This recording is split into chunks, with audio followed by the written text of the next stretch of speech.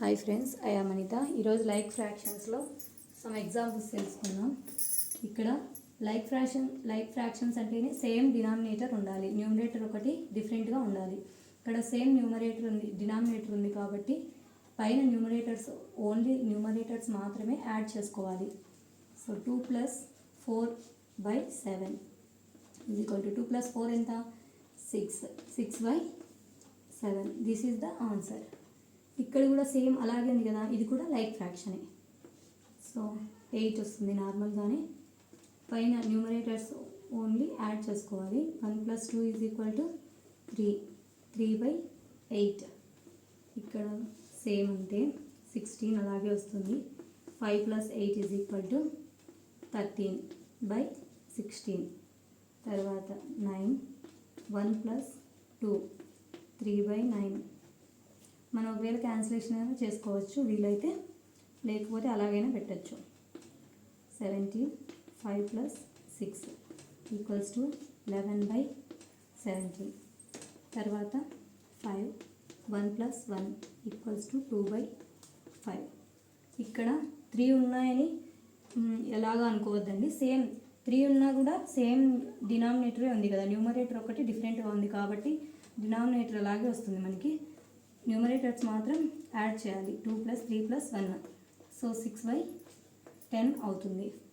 ఇక్కడ కూడా సేమ్ చూడండి, 17 వస్తుంది. 7 + 3 + 4 14/17. This is the like fractions. Some examples.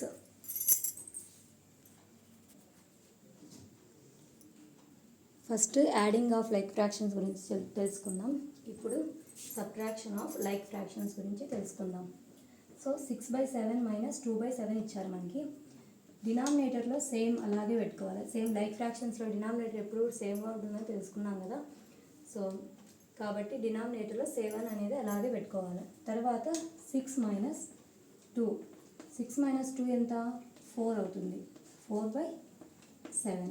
అప్పుడు యాడ్ చేసినాం, ఇప్పుడు సబ్ట్రాక్ట్ చేయాలి మనం. సో 9. ఇక్కడ 8 - 2 = 6/9. 13. 5 - 2 = 3/13. తర్వాత 11. 7 - 5 = 2/11. 10. 6/2 =